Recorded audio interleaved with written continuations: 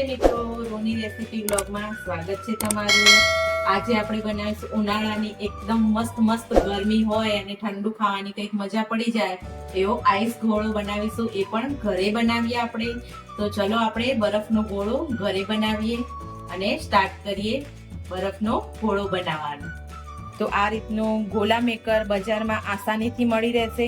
250 થી 300 થી 350 સુધીમાં આવી જશે। આ મારી પાસે 8 વર્ષથી છે।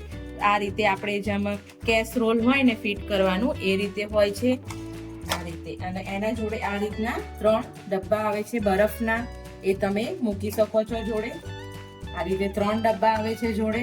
અને આ એક વાડકો આવે છે જે નીચે બરફ ક્રશ થઈને નીચે આવે છે અને 6 દંડીઓ આવે છે। હવે 8 વર્ષથી છે એટલે મારી પાસે બીજું બધું તો ખોવાઈ ગયું, પણ આટલી વસ્તુ છે રહી છે બાજુમાં। તો આ રીતે મૂકી અને બનાવીએ ચલો આપણે ગોળો। તો આ રીતે આપણે બરફને ઢાળી લેશું અને મૂકી દેશું અને જેવી રીતે આપણે કેસરોલ ફિટ કરતા હોય એ રીતે આમ ફિટ કરી દેશું। તો આ રીતે આપણે બરફને ક્રશ કરીશું। જેવો એકદમ બહાર જેવો બરફ પડે છે નીચે, તો આપણે ઓછા પૈસામાં અને સારા એવા પાણીવાળો બરફ ઘરે પણ બનાવી શકીએ છીએ અને ખાઈ શકીએ છીએ। એકદમ છીણ બહાર જેવું જ પડે છે।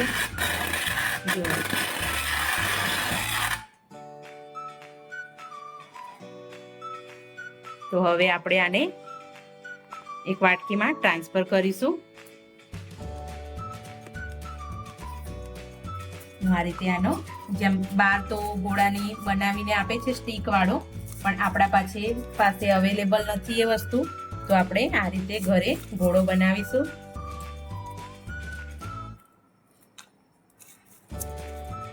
તો થઈ ગયો ને ગોળો। આ રીતે આપણે એક બીજી વાટકીમાં ટ્રાન્સફર કરી લઈશું। હા જો, તો એ જ રીતે આપણે બીજા ગોળાને પણ તૈયાર કરી લઈએ ચલો। તો હવે આપણે ગોળા ઉપર કલર એડ કરીશું, જે આસાનીથી આ પણ બજારમાં મળી રહે છે। આ ગુલાબ છે અને એક ચોકલેટ કલર છે। છોકરાઓને ચોકલેટ વધારે ભાવતો હોય છે એટલે મસ્ત પણ લાગે છે। અને આ રીતે સાદો અને સિમ્પલ જ ભાવે છે છોકરાઓને, ડ્રાયફ્રૂટ્સ વાળો નથી ભાવતો। તમે આમાં ક્રીમ એ બધું લાવીને ઉપર નાખી શકો છો। દ્રાક્ષ છે એ બધું છોકરાઓને દોતમાં ચોંટી જાય છે એટલે નથી ખાતા। તો આ રીતે સિમ્પલ અને સોબર જ એકદમ ગોળો તૈયાર કરીશું। એના ઉપર આપણે થોડો એવો કાળો મસાલો નાખીશું। આ પણ બજારમાં આસાનીથી મળી રહેશે। તો આપણો તૈયાર છે।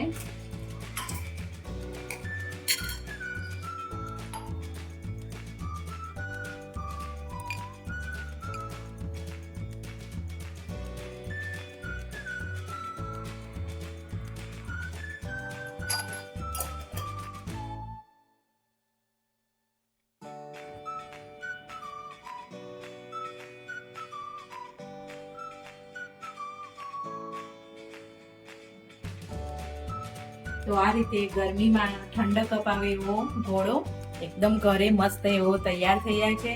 અમે તો છેલ્લા 8 વર્ષથી બહારનો ગોળો એકદમ ઓછો ખાઈએ અને ઘરે જ બનાવીને ખાઈએ એવો મસ્ત એવો ગોળો ઘરે જ તૈયાર થાય છે।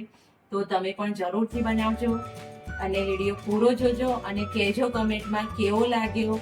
લાઈક કરજો, વિડીયોને શેર કરજો, સબસ્ક્રાઈબ કરજો। Thank you.